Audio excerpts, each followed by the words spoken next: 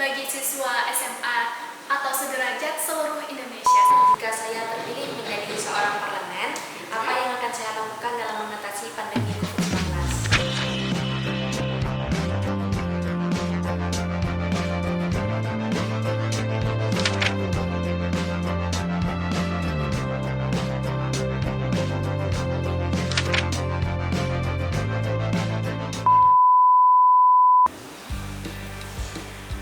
Assalamualaikum warahmatullahi wabarakatuh.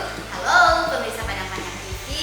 Kali ini bertemu lagi kita di acara Kurena Kito bersama saya Miss Jula. Oke, baiklah, kali ini kita kedatangan tamu yang berprestasi, energik dan penuh inovasi. Mereka adalah dua pelajar dari Kota Padang Panjang, yaitu Putri Nabila Marfa dari SMA Padang Panjang dan Lailatul Fadila Jamil dari Mandua Padang Panjang. Kedua siswa ini merupakan peserta parlemen remaja yang diadakan oleh Sekjen Humas DPR RI pada tanggal 2 sampai 6 November 2020 kemarin. Sekarang kita langsung aja ke mereka ini, pemuda berprestasi ini. Mami, halo. Ya, aduh, gimana ini Nabila sama Laila? Gimana kabarnya? Alhamdulillah sehat. Alhamdulillah. Alhamdulillah sehat. Kelihatan ya seger-seger. Itu kan pemirsa kelihatan wajah-wajahnya ini udah wajah-wajah berprestasi ini. Oke, dari Nabila deh. Nabila bisa cerita sedikit ya sih, apa sih itu parlemen remaja itu? Mungkin teman-temannya ada yang kurang ngerti gitu, kurang tahu apa sih informasi tentang parlemen remaja. Oke, jadi sebenarnya parlemen remaja itu adalah suatu kegiatan pembelajaran politik bagi siswa SMA atau sederajat seluruh Indonesia. Jadi se-Indonesia. Ini event tingkat nasional di mana kita akan merasakan gimana sih rasanya menjadi anggota DPR.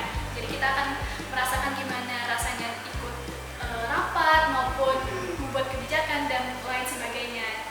Kegiatannya berlangsung selama 5 hari. Oh, selama 5 hari. Itu kita memang anak pelajar tingkat SMA yang Benar. mengikut seleksi. Oh, seperti itu. Selama 5 hari berarti selama 5 hari itu menjadi anggota DPR. Begitu kan? Ya, boleh dibilang seperti itu. Jadi kita menjadi anggota parlemen. Oh, kan yang seperti ketahui nih, kalau parlemen remaja ini ada tahapan-tahapan seleksi-seleksi untuk bisa mengikuti ini. Kita ke Laila. Nah, Laila sendiri gimana nih saat mengikuti tahapan seleksi-seleksinya? Jadi dari seluruh pendaftar se-Indonesia, Uh-huh. kurang lebih ada 6.250 orang pendaftar Oh, se-Indonesia. 6.500-an? 6.200. 6.200-an. Ya. Kemudian dari 6.250 itu Ya. diikuti seleksi yang terdiri dari pembuatan esai, video, dan pengisian CV. Oh, seperti itu. Pembuatan video juga. Video itu isinya apa saja sih videonya? Kalau kan videonya adalah video kampanye, jadi untuk tahun ini tema videonya, jika saya terpilih menjadi seorang parlemen, apa yang akan saya lakukan dalam mengatasi pandemi COVID-19? Nah, untuk temanya sendiri apa sih? Tema Parlemen Remaja 2020 ini. Untuk tema Parlemen Remaja 2020, gotong royong mengatasi pandemi COVID-19, optimis kita bisa. Berarti memang ya nggak jauh-jauh dari COVID-19 cara mengatasi pandemi COVID-19 tahun 2020 ini. Oke, kita ke Nabila. Laksanakan selama 5 hari itu dari tanggal 2 sampai 6 November. 2 sampai 6 November. Selama mengikuti acara ajang parlemen remaja ini, apa saja sih kegiatannya itu?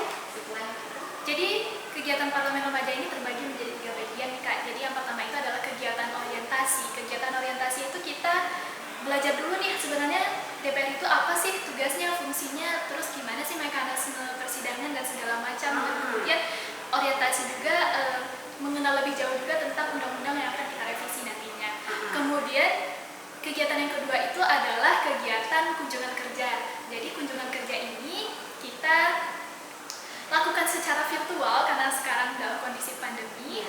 Jadi kita anggota parlemen remaja dibagi menjadi 3 kelompok dengan 3 tujuan yang berbeda, 3 daerah tujuan yang berbeda. Apa itu daerahnya? 3 kelompok 3 daerah. Yang pertama itu ke Sumatera Barat, Sumatera Barat. kemudian yang kedua ke DKI Jakarta, kemudian yang ketiga itu ke Jawa Tengah. Oh, itu untuk se-Indonesia 3 itu. 3. Kalau untuk Laila sendiri dapat daerah mana? Kalau daerah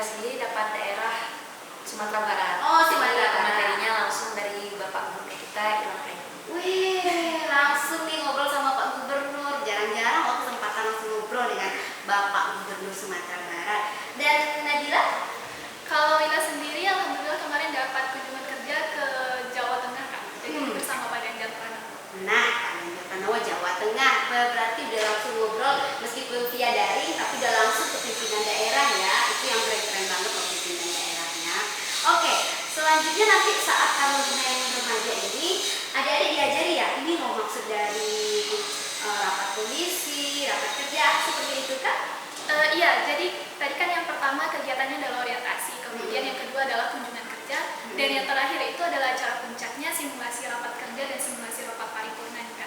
Jadi kita merasakan gimana rasanya ikut rapat sebagai anggota dewan dalam rangka membuat kebijakan publik. Nah, jadi dalam Parlemen Remaja tahun 2020 ini agenda kita adalah merevisi Undang-Undang Nomor 6 Tahun 2018, khususnya pasal 59 dan 71 kan. Aduh, ikut dan aku juga seperti itu berarti ya.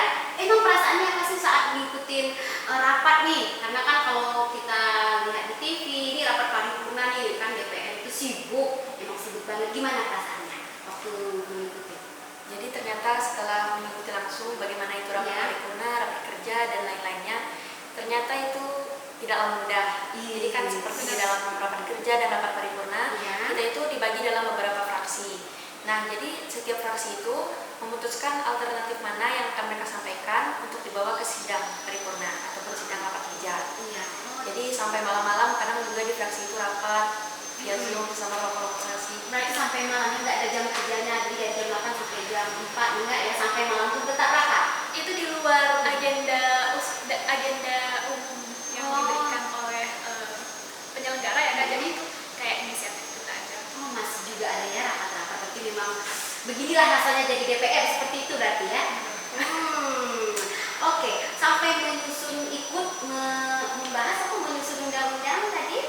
Merevisi undang-undang. Oh, seperti itu. Dari kita perwakilan dari Padang Panjang, misalnya Lila, ada menyampaikan untuk merevisi undang-undang itu?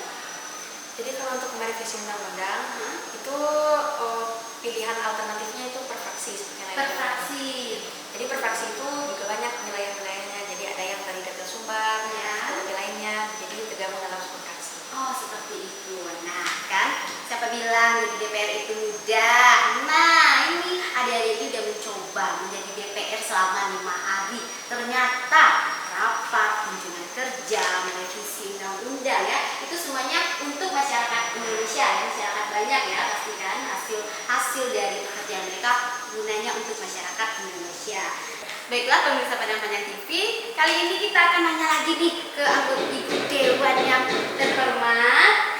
Nah, itu kan amin ya pemirsa, mudah-mudahan nanti beliau mereka ini bisa jadi anggota DPR. Amin. Biasanya kan anggota DPR itu pakai wilayah-wilayah tuh. Apakah dalam parlemen remaja juga seperti itu? Tidak. Iya Kak, jadi kalau untuk pemilihan anggota parlemen remaja, jadi sama seperti pemilihan anggota DPR RI asli.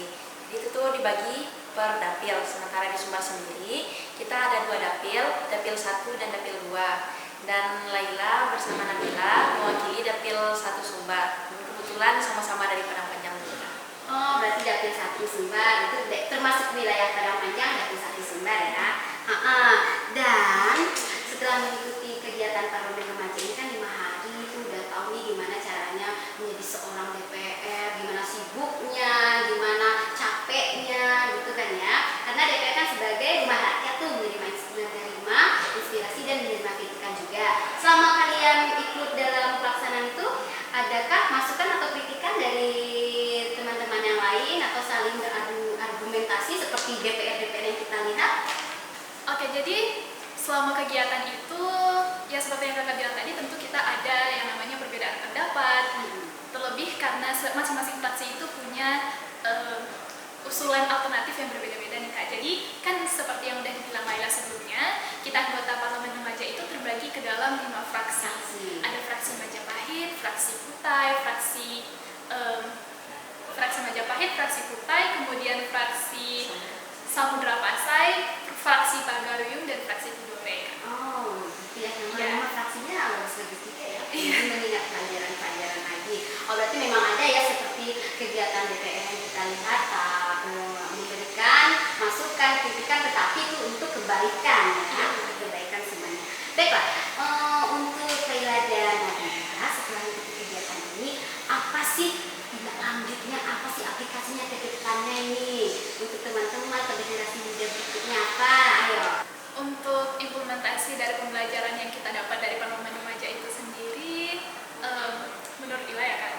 menurut Ila yang tentunya harus kita mulai dari diri kita sendiri. Setelah mengikuti parlemen remaja ini, kita akan melihat bagaimana sebenarnya menjadi anggota parlemen itu sebenarnya tidak mudah, dan diharapkan kepada para anggota parlemen tersebut, para anggota parlemen remaja tersebut untuk bisa menahan yang namanya seperti hate speech atau berbagai macam prasangka-prasangka buruk karena terpengaruh oleh media dan segala macam, karena kita sudah pernah merasakan bagaimana susahnya beradu argumen dengan sesama, bagaimana susahnya menyatukan suara antara satu fraksi dengan fraksi yang lainnya. Jadi sebenarnya pekerjaan menjadi anggota DPR itu bukan pekerjaan yang mudah. Jadi harapannya kita tidak mudah menjudge ke depannya terhadap apapun yang terjadi di negara ini. Berpikir lebih positif, melihat dari berbagai perspektif, dan itu sih menurut Ila kayak mulai dari diri sendiri. Kalau misalnya untuk harapannya kayak misalnya share ke teman-teman dan segala macam itu, mungkin karena pengalaman kita kan belum sebanyak yang lain ya Kak. Jadi ya apa yang udah kita dapat itu ya bisa kita share lewat story, dan itu udah kita lakukan segala macam lewat story di Instagram dan juga media sosial ya. Jadi tadi Kak tertarik juga dengan media sosial, jangan hate speech. Hoa, bagaimana setelah mengikuti ini? Jadi sebagai anggota parlemen remaja, secara tidak langsung kita akan menjadi role model di antara teman-teman lainnya.